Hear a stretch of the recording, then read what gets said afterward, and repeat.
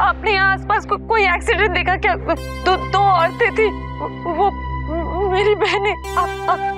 आप कुछ? कौन? सविता और साक्षी? हाँ, आप जानते हो वो लोग कहाँ गए? कहाँ है वो लोग?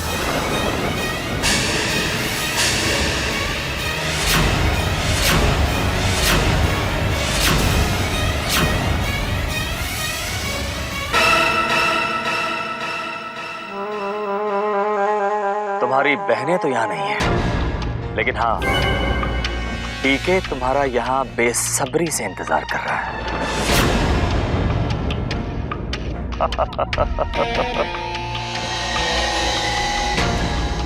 कमाल की बात है, वृंदा को संध्या की बहनों की इतनी परवाह कि जैसे ही उसे पता चला कि उनका एक्सीडेंट हुआ है, वो भागी भागी यहां चली आई।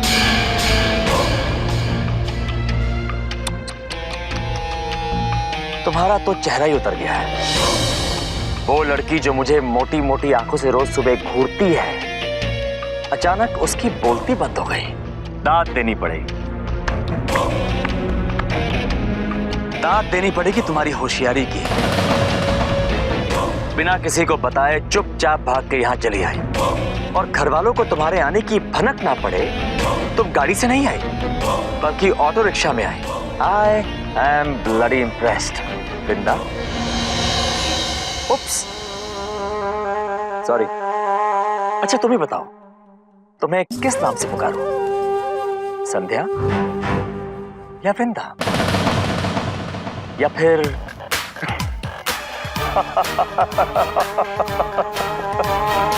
खैर तुम तो अपनी हो, मेरा तुम पे हक है संध्या।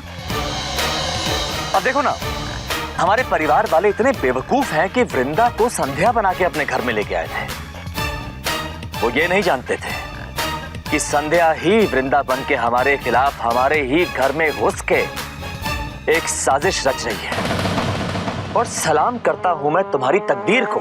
क्या कमाल की किस्मत है तुम्हारी। तुम गाड़ी में थी और गाड़ी खाई में गिरी, उस गाड़ी में आग लग गई, गाड़ी जल गई, लेकिन तुम बच गई। और बची तो ऐसी बची कि तुम्हारी आंखों की रोशनी वापस आ गई और बहुत सारा दिमाग भी। तभी तो तुमने हमारे खिलाफ इतनी गहरी साजिश रची। पर एक बात तुम भूल गई, तुम्हारा पाला टीके नाम की बला से पड़ा है, जो जड़ों को उखाड़ना भी जानता है और तुम जैसों की जड़ों तक पहुंचना भी जानता है। एक चाल तुमने चली और एक चाल मैंने फेंका, और तुम सीधा मेरे जाल में फंस गई। खेल तुमने बहुत अच्छा खेला था, लेकिन अफसोस कि इससे पहले कि तुम्हारा खेल अंजाम तक पहुंचता, पीके ने उसे खत्म कर दिया। मानना पड़ेगा तुम्हें डीके, सूरत तुम्हारी सुअर से भी गई गुजरी, दिमाग लोमड़ी से भी तेज, लेकिन अंजाम तुम्हारा कुत्ते से भी बदतर होगा।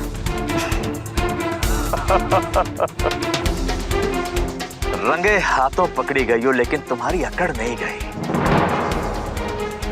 इतना कुछ तुम्हारे साथ हुआ, अभी हो रहा है, फिर भी तुम्हें कोई फिक्र नहीं है। फर्क पड़ता डीके, मुझे फर्क तब पड़ता अगर मेरी बहनों को एक खरोच भी आई होती। भगवान का शुक्र मनाओ कि मेरी बहनों के साथ कुछ बुरा नहीं हुआ। उनके साथ तो कुछ नहीं हुआ, लेकिन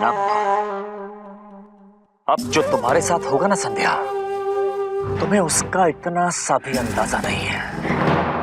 ठीक है, जब मुझे दिखाई नहीं देता था तब भी मेरा अंदाजा गलत नहीं होता था, तो अब क्या होगा? मुझे पूरा अंदाजा है मुझे तुम्हारा क्या हाल करना है, कैसे करना है, किस किस के सामने करना है। खेल अभी खत्म नहीं हुआ, इनफैक्ट खेल तो अब शुरू हुआ है डीके। क्योंकि अब तक मैं जो भी सजा तुम्हें दे रही थी, जो कुछ भी मैं तुम्हारे साथ कर रही थी, मैं तुम्हें बता नहीं पा रही थी कि मैं क्यों कर रही थी।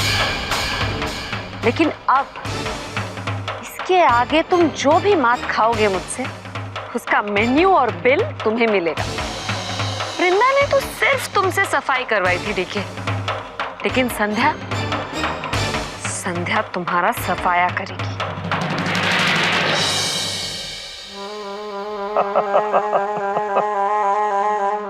गलती तुम्हारी नहीं है। दरअसल क्या हुआ कि 4 साल की उम्र में ही तुम अंधे हो गए, तो किसी ने तुम्हें बताया ही नहीं कि बेटा खुली आंखों से सपने नहीं देखा करते, क्योंकि खुली आंखों से देखे हुए सपने कभी सच नहीं होते। और क्या कहा तुमने? तुम मुझे यानी कि डीके को मात दोगी, मेरा सफाया करोगी। जब मैं पूरे परिवार को यह बताऊंगा ना कि तुम वृंदा नहीं संध्या हो, तब तुम देखना कि तुम्हारा क्या हश्र हो। कैसे पता चलेगा मिस्टर डीके? बताइए मुझे। आप जाकर अपने परिवार से कहेंगे कि ये लड़की वृंदा नहीं है, संध्या है, और वो मान जाए। तुम्हारी वो औकात नहीं रही उसका। हाँ, अगर तुम जाकर ये कहोगे कि तुम आदमी नहीं हो, उल्लू, तो शायद मान जाए। लेकिन अगर तुम ये कहोगे कि मैं संध्या हूं, वो लोग कभी नहीं मानेंगे, क्योंकि वो लोग जानते हैं कि मैंने तुम्हें सजा दी, तुम्हें पनिश किया, इसलिए तुम मुझे नापसंद करते। इसीलिए तुम मेरे बारे में कुछ भी कहो, वो लोग नहीं मानेंगे। और मैं ये बात जान चुका हूं कि तुम वृंदा नहीं संध्या हो। जानने से क्या होता है डीके? सबूत है तुम्हारे पास? नहीं ना? मेरे पास 50 सबूत हैं ये साबित करने के लिए कि मैं वृंदा हूं। क्या कर लोगे तुम? चलो मैं तुम्हारे मुंह पे कहती हूँ मैं संध्या, वही संध्या जिसके साथ तुम लोगों ने धोखा किया, जिसके साथ तुम लोगों ने साजिश की, वही संध्या जो तुम लोगों के जुल्म सहती रही, जिसने अपने बाबा को खोया, नीरज को खोया, वो संध्या जिसमें ना तो देखने की शक्ति थी न बोलने की हिम्मत। वही संध्या हूं मैं डीके, और आज मौत से लड़कर आई हूं तुम लोगों के कर्मों का हिसाब करने, उस घर की नींव को हिलाने जहां मेरे हर सपने को दफन कर दिया गया, उस परिवार का नामो निशान मिटाने जिसने मेरी आत्मा पर कभी न मिटने वाले निशान लगा दिए। छत के नीचे जहां मेरी खुशियां सुनाई देती थी ना, उसी छत के नीचे तुम लोगों की चीखें गूंजेंगी। मैं वृंदा बनकर संध्या को इंसाफ दिलाऊंगी, अपने एक एक आंसू का तुम्हारे परिवार के एक एक सदस्य से गिन गिन कर बदला लूंगी। मेरा तुमसे वादा है। तो एक वादा आज मैं भी तुमसे करता हूं संध्या, कि जो हाल उस अंधी संध्या का हुआ था ना, उससे बदतर हाल मैं तुम्हारा करूंगा। वो तो मौत के मुंह से बच के वापस आ गई थी, लेकिन तुम नहीं बच पाओगी। 24 घंटों में तुम्हारी सच्चाई पूरे परिवार के सामने लाके रख दूंगा। और क्या कहा तुमने? तुम मेरे परिवार की, मेरे घर वालों की नींव हिला दोगी। इन्हीं 24 घंटों में यही परिवार तुम्हें उस घर से धक्के मार के बाहर निकाल रहा होगा। भगवान ने तुम्हें दूसरी जिंदगी जरूर दी है, लेकिन डीके तुम्हें दूसरा मौका नहीं देगा। तुम्हें अपने आंसुओं की गिनती है ना,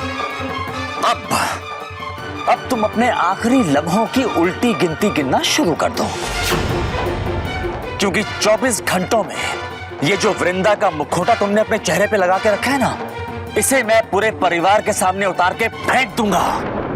जो खुद वक्त को मात देकर लौट आई है, उसे क्या 24 घंटे का वक्त दोगे डीके? मैं भी देखती हूँ कि तुम वृंदा का मुखौटा उतारते हो या फिर खुद सबके सामने अपनी ही इज्जत उतरवाते हो। जागीरदार परिवार तो कभी संध्या की असलियत नहीं देख पाएगा, लेकिन तुम देखोगे अपनी बर्बादी की झलक इन्हीं 24 घंटों में।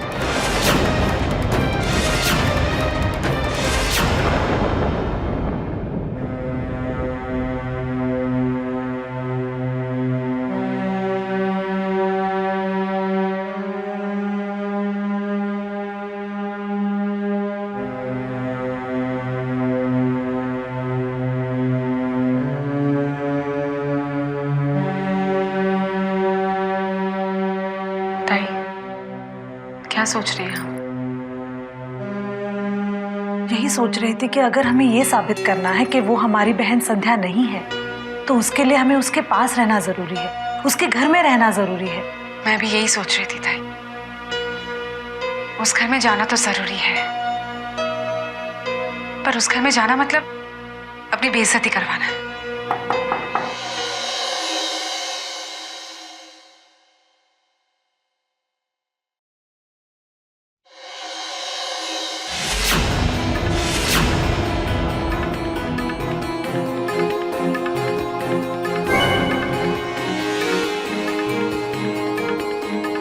क्या मैं अंदर आ सकता हूँ? अब आप यहाँ क्या लेने आए हैं?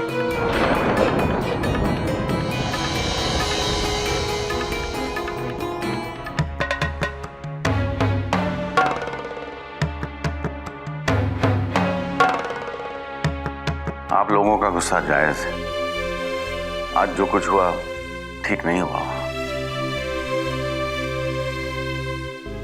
मैं नहीं जानता कि गलत कौन है और सही कौन, लेकिन इतना जानता हूं कि रिश्ते इतनी आसानी से नहीं टूटते और उन्हें संभालने की कोशिश की जानी चाहिए।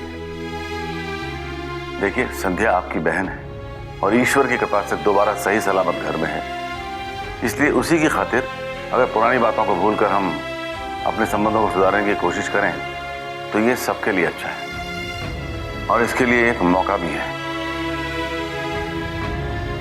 कल मेरे बेटे युवराज का जन्मदिन है और हर साल हम उसके जन्मदिन पर एक पार्टी रखते हैं और कल भी ऐसा ही कुछ करना चाहते हैं। अगर आप लोग वहां पार्टी में शामिल होंगी तो मुझे बड़ी खुशी होगी।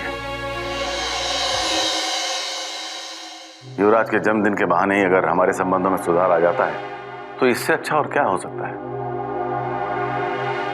आपको क्या लगता है इतना सब कुछ होने के बाद हमारे रिश्ते कभी सुधर सकते हैं? मानता हूं कि मुश्किल होगा, लेकिन कोशिश करने में क्या हर्ज है। और हाँ, एक गुजारिश है आपसे। आप लोग अपनी बहन संध्या को गलत मत समझिए और वहां आकर खुशी खुशी उसे गले लगा लीजिए। हम आएंगे बड़े बस। साक्षी, ताई, आप भी तो कहती है ना कि बड़ों की बात का मान रखना चाहिए। और जरा सोचिए, अगर हम संध्या से नहीं मिलेंगे तो उसकी नाराजगी कैसे दूर करेंगे? आप समझ रही हैं ना मेरी बात?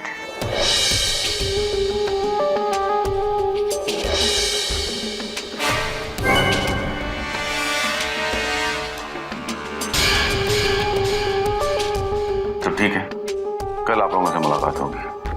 चलता हूं।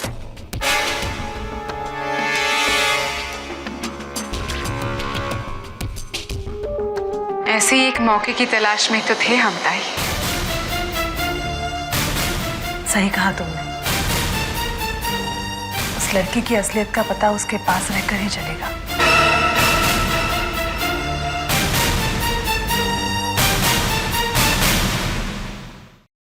देखिए, ये जान चुका है कि मेरी सबसे बड़ी कमजोरी मेरी बहन है और इसी बात का फायदा उठाकर उसने मेरी असलियत जान ली। उसने 24 घंटे में सबको मेरी सच्चाई बताकर मुझे इस घर से निकलवाने का चैलेंज दिया ना। देखते हैं उसका ये सपना कैसे सच होता है। संध्या, कहाँ थी तुम? अरे अपन किधर जाएगी? मुरली की तो मस्जिद है, घूम फिर के इधर ही जाएगी, तो टेंशन काहे को लेती है? संध्या, मैं जानती हूँ कि तुम वृंदा नहीं हो, तो फिर ऐसी भाषा मेरे साथ यूज मत किया करो प्लीज। आप जानते हैं और अब आपके पति भी जानते हैं कि मैं वृंदा नहीं हूँ, संध्या हूँ। क्या? डीके को पता चल गया? पर कैसे? झूठ बोल के, और कैसे? डीके अंकल ने अपनी पूरी जिंदगी में झूठ बोलने के और धोखा देने के अलावा किया ही क्या है। ओह माय गॉड, अब क्या होगा? अब तो खुली महाभारत है। उन्होंने मुझे धमकी दी है कि अगले 24 घंटों में वो मेरी सच्चाई सबको बताकर मुझे इस घर से निकलवा दें। कल यहाँ शायद कोई पार्टी है, उसी में अपनी नई चाल चलेंगे वो। हाँ, कल युवराज का बर्थडे है और हर साल हम इसी दिन एक पार्टी थ्रो करते हैं। पर अब तुम्हारे प्लान का क्या होगा? अरे सन्नी चाची, आप डरिए मत। डीके अंकल को ये पता चले कि मैं ही संध्या हूँ, ये भी मेरे ही प्लान का एक हिस्सा था। ये बात अलग है कि उन्हें ये बात कुछ ज्यादा ही जल्दी पता चल गई। अगर उन्होंने सबको बता दिया तो? मानेगा कौन उनकी? जिसकी खुद बैंड बजी पड़ी हो वो क्या दूसरों के नाम का नगाड़ा पीटेगा। और फिर कल तो युवराज साहब का बर्थडे है, उन्हें मेरी तरफ से कोई स्पेशल तोहफा तो मिलना ही चाहिए, जो कि मैं उन्हें जरूर दूंगी।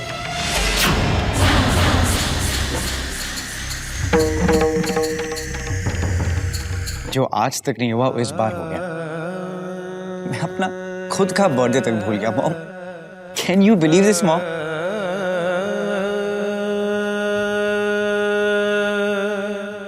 पिछले कुछ दिनों में इतना कुछ झेला है मैंने कि खुशियों से जैसे नाते ही टूट गया था।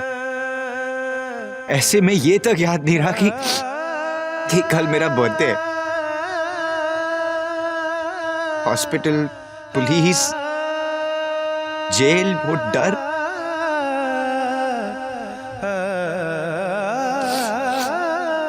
एक बात बोलूं मॉम, इस बार मुझे मेरा बर्थडे सेलिब्रेट करने का बिल्कुल मन नहीं है। प्लीज आप लोग ये सब पार्टी वार्टी सब कैंसिल कर दो प्लीज। मुझे नहीं करना है सेलिब्रेट। बेटा, मैं मानती हूँ कि तुम्हारी शादी के बाद इस घर में कुछ अच्छा नहीं हुआ है, लेकिन धीरे धीरे सब ठीक हो जाएगा। हाँ बेटा। और ऐसा भी नहीं है कि जो बीता है हम उसके लिए तुम्हारी खुशियों को इग्नोर कर देंगे। हर साल तुम्हारे जन्मदिन को मनाने की परंपरा है और वो इस साल भी पूरी होगी। सारी तैयारियां पिछले साल की जैसी ही होंगी। बस गेस्ट लिस्ट थोड़ी अलग होगी।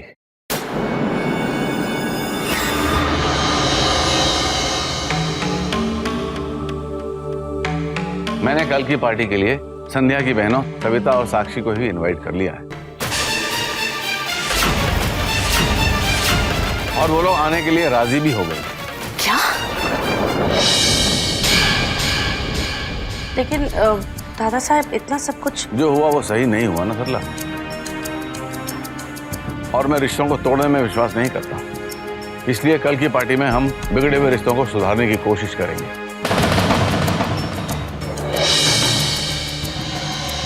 वैसे तो अब मैं तुम लोगों के किसी भी काम में दखल नहीं देता हूं, लेकिन बस आज एक रिक्वेस्ट करना चाहता हूं कि कल फिर से कोई तमाशा मत खड़ा कर देना। सविता और साक्षी ग्वालियर में हमारी मेहमान हैं, उन्हें मान देना प्लीज।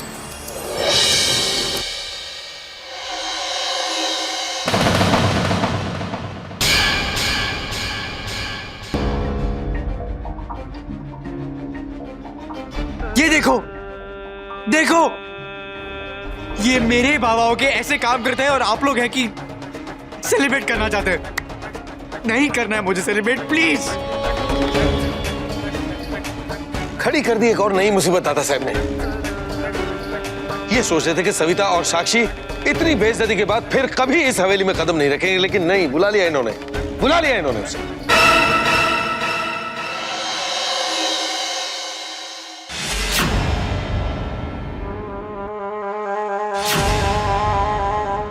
संध्या ने हम सबको बहुत बड़ा चकमा दिया है।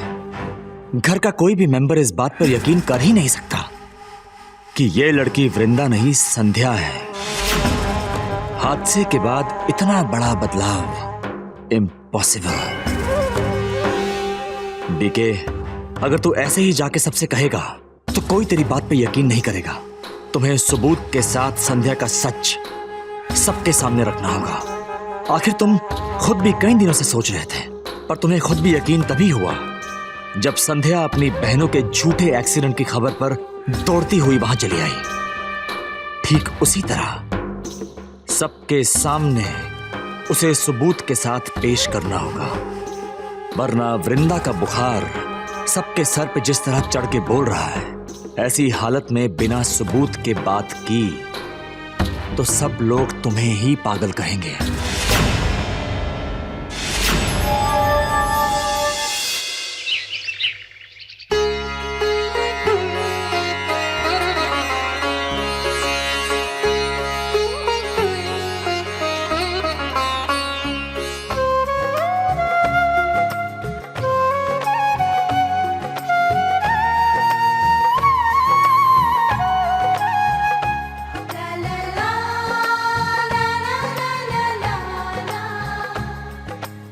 भगवान तुम्हें दुनिया की सारी खुशियां दे। Thank you.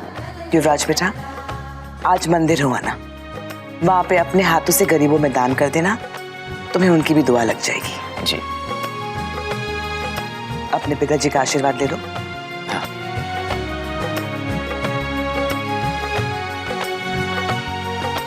पापा खुश रहो बेटा, भगवान तुम्हें सद्बुद्धि दे।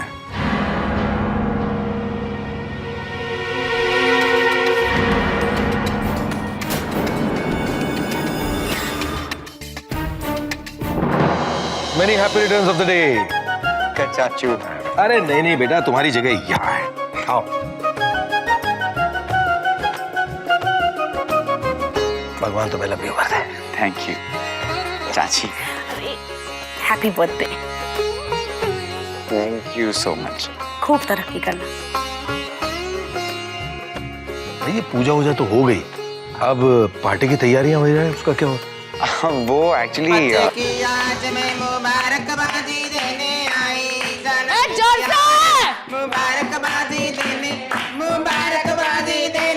सलामतबादी मुबारकबादी देने सलामतबादी। जोर से बजाओ, मुझे चिकने का बर्थडे।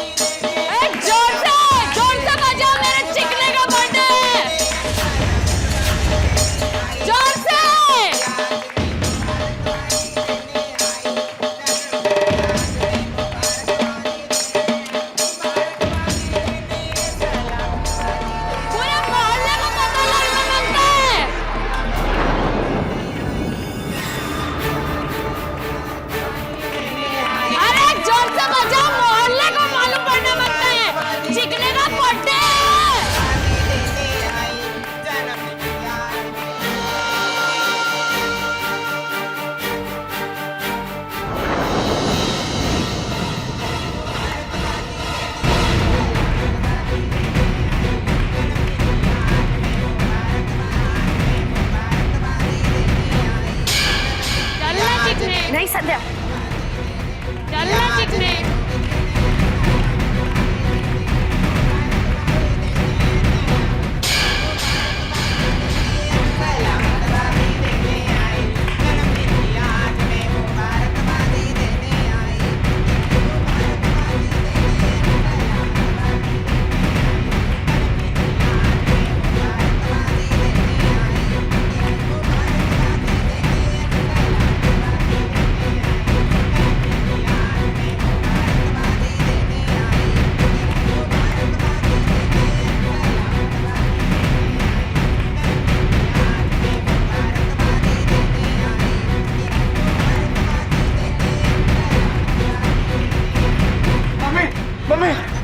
मम्मी ये लोग कैसे है? मम्मी ये लोग, मम्मी ये सब क्या?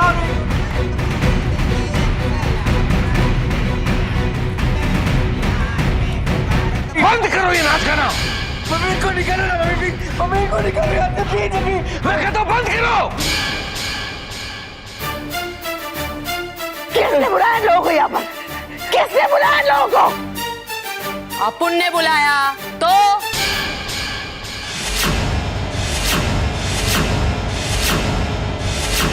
इस घर में खुशी का मौका है, अपुन के चिकने का हैप्पी बर्थडे है, तो इन लोग का दुआ देना तो मांगता है ना, क्यों बहन? और तेरे को मालूम है इन लोग का दुआ ना कभी खाली नहीं जाता है।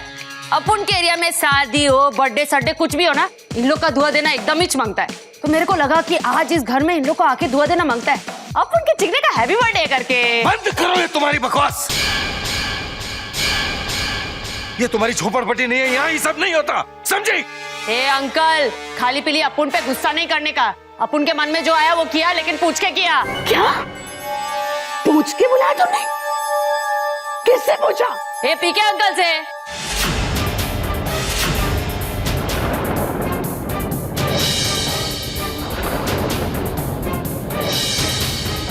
मैं इससे कल पूछी, मैं इन लोग को दुआ देने के लिए बुलाएगी करके, ये बोला बिंदास बुलाओ और तुम लोग को बहुत खुशी होगा, ऐसा भी करके बोला मेरे को।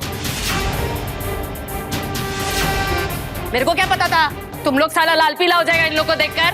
हाँ ए पीके, तेरे को बोलना मांगता है ना मेरे को। देखिए तुम, भाई साहब ये लड़की बकवास कर रही है। भला मैं यहाँ इन्हें क्यों बुलाऊंगा? शराब देके मैं सब समझती हूँ, मैं तुम्हें बाद में देख लूंगी। आप लोग पागल तो नहीं हो गए? भाई साहब युवराज, मैं क्यों बुलाऊंगा इन्हें यहाँ? बंद करो तुम्हारी बकवास।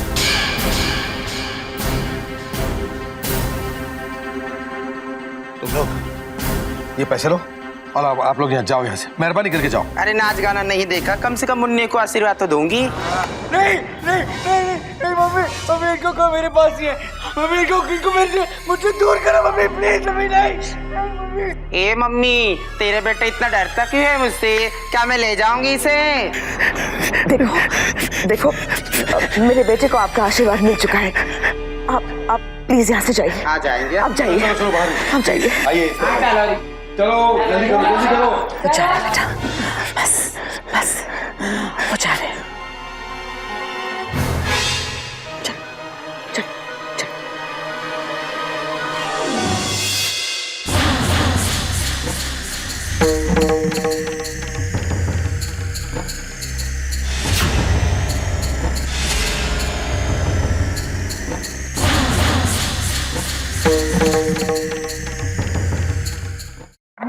ये संध्या भाभी को क्या हो गया? वो ऐसे क्यों बात कर रही है? और ये डांस, ये सब क्या है? सरला, इन्हें अंदर ले जाओ। चलो अंदर, आती नहीं हूँ कि सवाल शुरू हो जाते। और आप लोग अपना अपना काम करो, जाओ अंदर। सुनीता,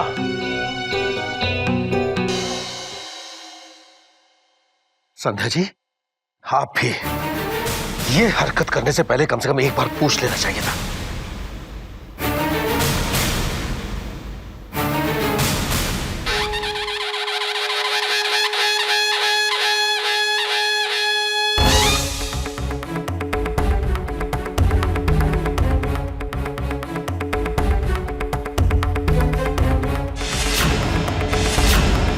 क्यों पीके?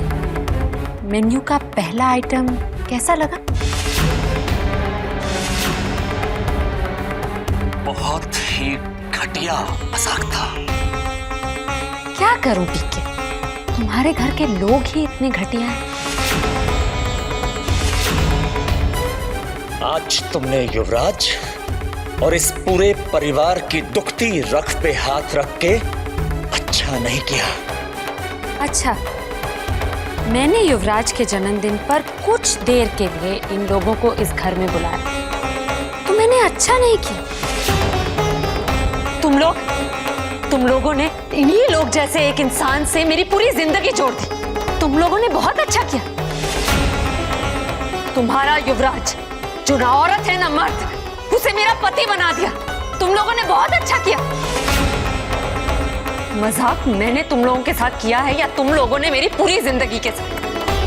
तुम्हारा वो आधा अधूरा युवराज। खबरदार, जो युवराज के बारे में तुमने एक शब्द कहा तो क्या कर लोगे तुम पीके? ये खोखली धमकियां अपने खोखले भतीजे को देना मुझे नहीं। कितने घंटे कहा था मैंने? 24। इन्हीं 24 घंटों के अंदर अंदर तुम्हें पता चल जाएगा कि मेरी धमकियां कितनी खोखली हैं और कितनी सच्ची। पीके, ये तुम क्या 24 घंटे का राग अलापते रहते हो?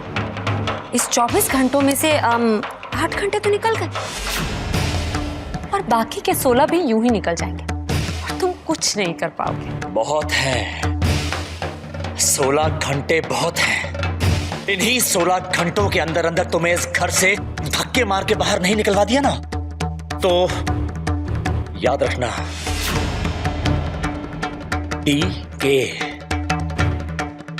टीके नाम नहीं मेरा। चलो ये भी देख लेंगे।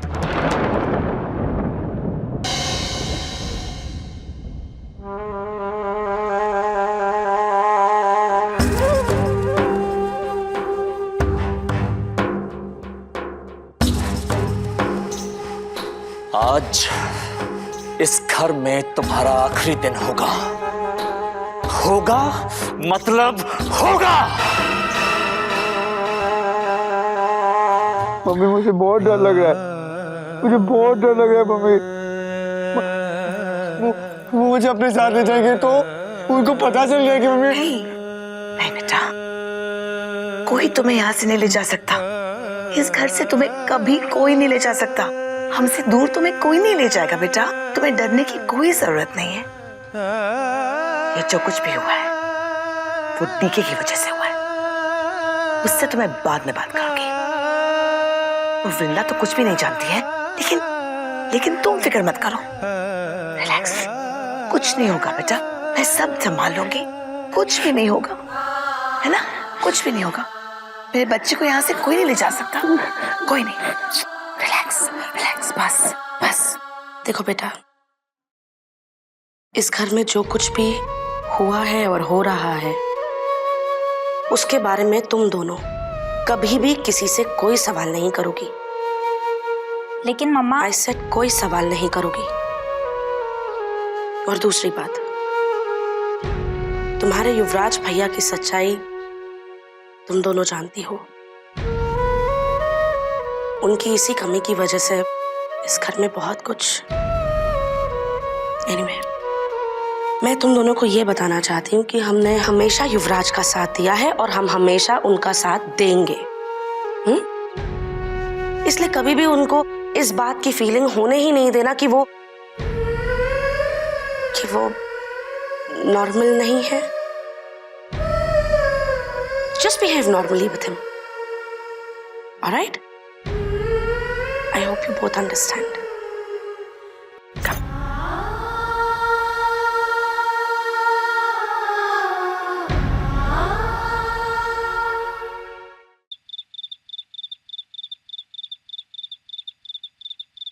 जागीरदार साहब, बेटे का जन्मदिन मुबारक हो।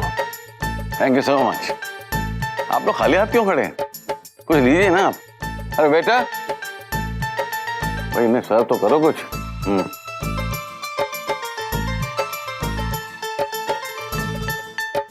नमस्कार। आप लोगों को यहाँ देख के कितनी खुशी हो रही है मुझे, मैं कह नहीं सकता। आइए। आपका काम हम कैसे टाल सकते थे बड़े पापा, इसलिए आना ही पड़ा। Thank you very much.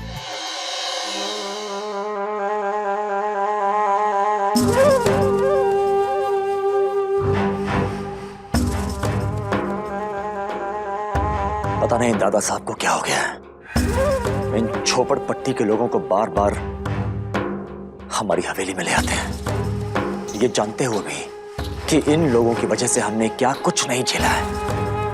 Dada Saheb सुधरने का नाम ही नहीं ले रहे। क्या हुआ पीके? काहे को ऐसे अकेला खड़ा खड़ा बड़बड़ा रहा है? कभी मुंह के अंदर बोलता है, कभी लोगों के मुंह के ऊपर बोलता है। लगता है तेरा मुंह बंदिश करना पड़ेगा। अपनी औकात कभी मत भूलना। पीके, गुस्सा काहे को हो रहा है? चल जाने दे।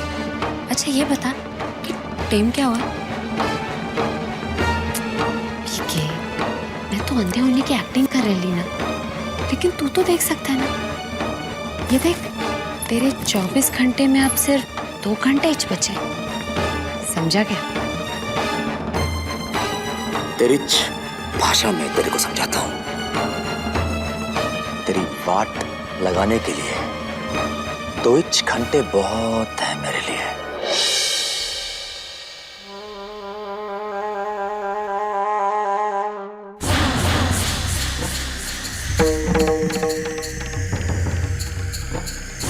अरे संध्या बेटा, इधर आ जाओ। अपनी बहनों से नहीं मिलोगी?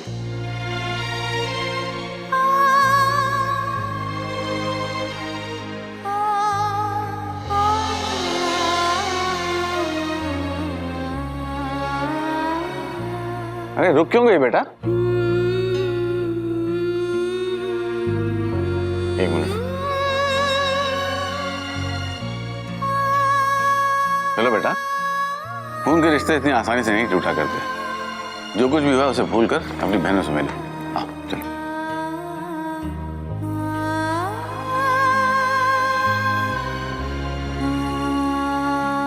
बहुत प्यार करती है आपकी बहन आपसे। इससे कोई गलती हो गई हो तो छोटी समझ के इसे माफ कर दीजिएगा।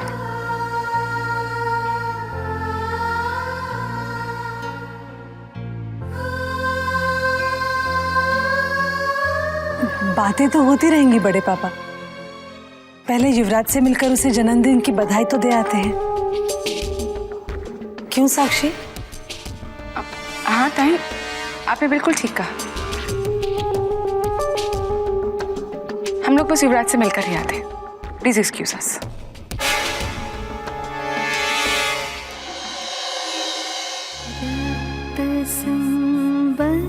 घबराओ नहीं बेटा, सब ठीक हो जाएगा।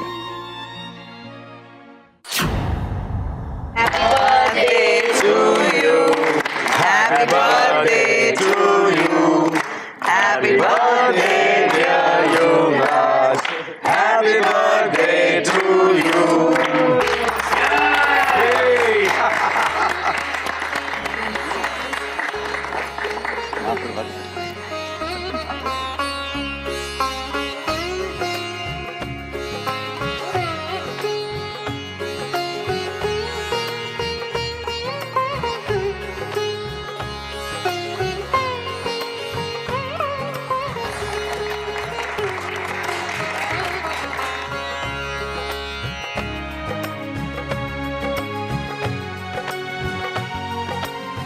अब एक छोटा सा तोहफा तुम्हारे लिए। अरे वहीनी साहब, इतनी महंगी गिफ्ट को आप छोटा सा तोहफा कह रही? बेटा ये 25 लाख की अंगूठी है।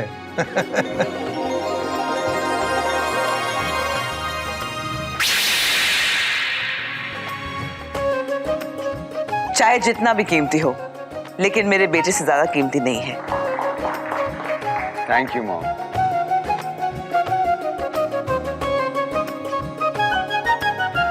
लव यू बेटा। Please go ahead and enjoy yourselves. Thank you, thank you, thank you, thank you, thank you.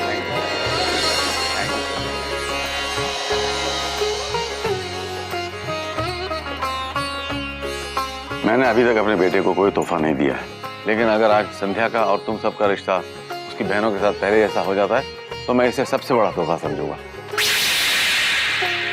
बड़े पापा, हम तो पुरानी बातें भूलकर यहाँ आए हैं।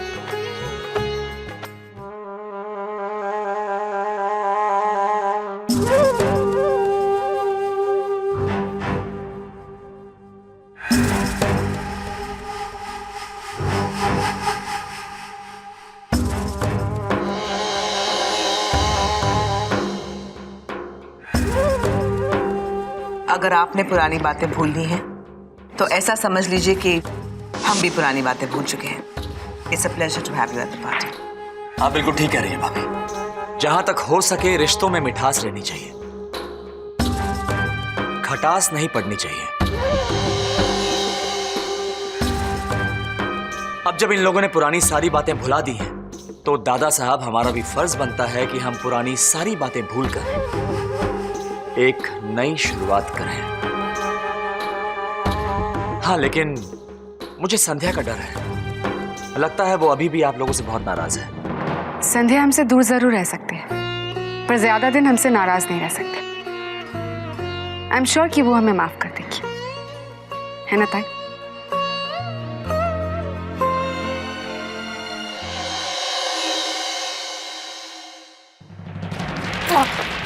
I am so sorry. कौन है?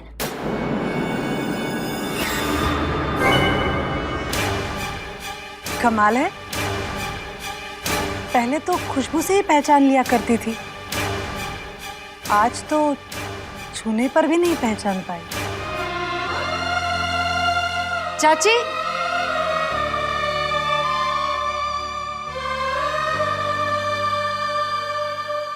एक मिनट। अरे मॉम, मेरी रिंग कहाँ गई?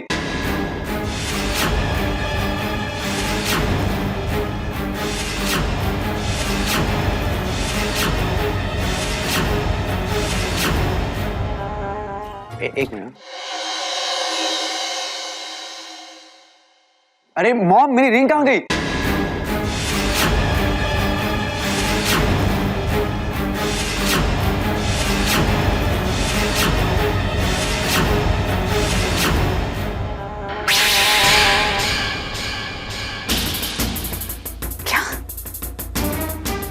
अरे डब्बा खाली है, अभी तो यही थी, कहाँ गई है? बेटा यही कहीं होगी, जरा देखो तो। नहीं है चाचू, देखो ना, नहीं है रिंग, ये डब्बा खाली है। अरे कहीं नीचे गिर गई होगी, देखो देखो देखो।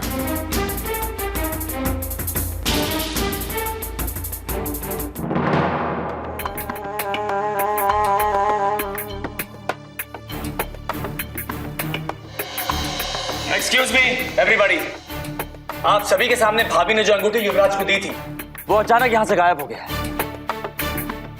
सवाल 25 लाख रुपए का नहीं है, सवाल उन इमोशंस का है, उस प्यार का है जो उस अंगूठी के साथ जुड़ा हुआ है।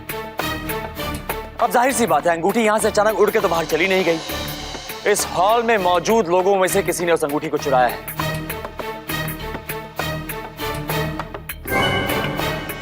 इसीलिए प्लीज बुरा मत मानिए, लेकिन यहां जितने भी लोग मौजूद हैं हमें उन सभी की एक एक करके तलाशी लेनी होगी।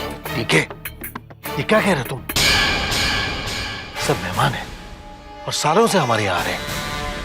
इतने बड़े लोग हैं कि इनके लिए 25 लाख की अंगूठी बड़ी चीज नहीं है। मैं जानता हूं भाई साहब, जिन लोगों को हमने यहां बुलाया है वो बहुत अमीर हैं, उनके लिए 25 लाख रुपए कोई रकम ही नहीं। लेकिन भाई साहब, अंगूठी 2-3 मिनटों में ही गायब हो गई।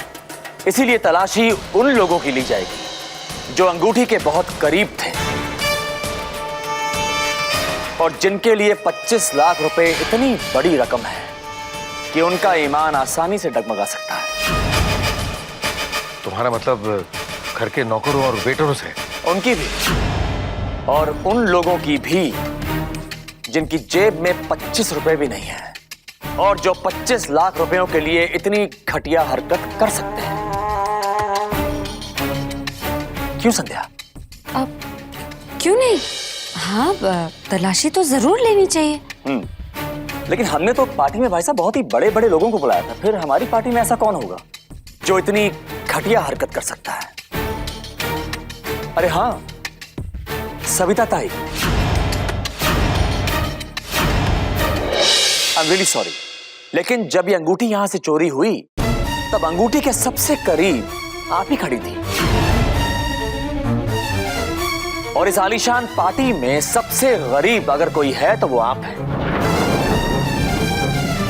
अब देखिए ना, जिसकी जेब में शायद इस समय 25 रुपए भी नहीं होंगे, जिनके खाने पीने का कोई ठिकाना नहीं है, जिनके सर पे रहने के लिए छत नहीं है, अगर ऐसे इंसान के पास 25 लाख रुपए की अंगूठी आ जाए तो उसके लिए तो 25 करोड़ के बराबर।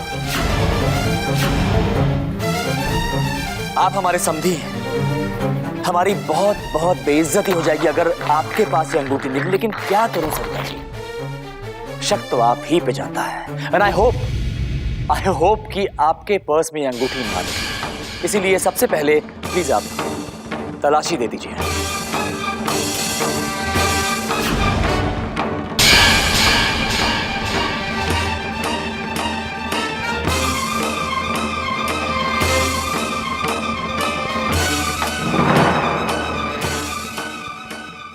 जब इसकी बहन की चोरी पकड़ी जाएगी, जब मैं इसकी बहनों को जेल भेजूंगा, तब ये चिल्लाएगी अपनी बहनों के लिए।